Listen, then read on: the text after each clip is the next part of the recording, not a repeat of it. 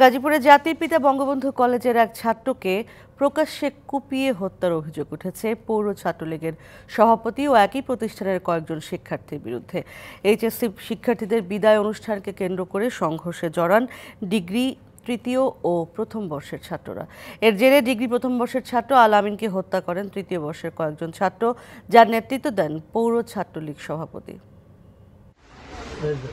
গাজীপুরের চন্দ্রা এলাকার শাহ মখদুম মার্কেটের সামনে বৃহস্পতিবার ভর দুপুরে কুপিয়ে ও পিটিয়ে হত্যা করা হয় জাতির পিতা বঙ্গবন্ধু কলেজের ডিগ্রি প্রথম বর্ষের ছাত্র আল আমিনকে।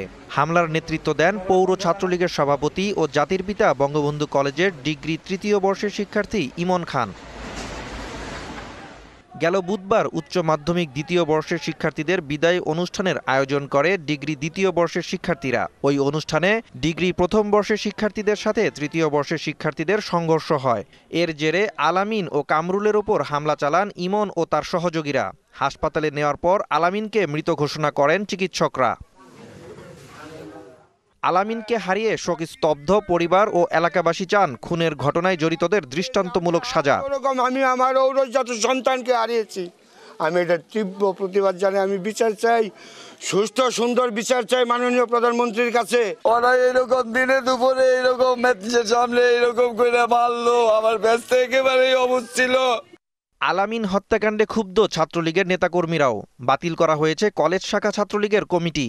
এটা মূলত ছাত্রলীগের কোনো আভ্যন্তরীণ গন্ডগোল বা এই টাইপের কোনো ইস্যু ছিল না, বুঝছেন। ওখানে র্যাক যে ছিল একটা ডিপার্টমেন্টের, ওইটা থেকে এরপরে সিগারেট খাওয়া না কি নিয়ে জানি ঝামেলা। এখন এটা কিভাবে মারা গেছে এটা তো ধরেন তদন্ত সাপেক্ষ একটা বিষয়, এটা তদন্ত হোক, তারপরে আমরা বলতে পারবো।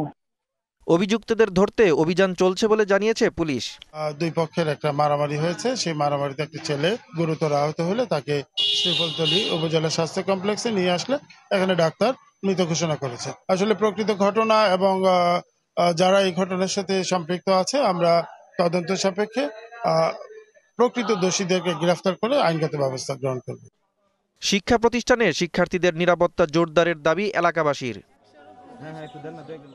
DVC news desk.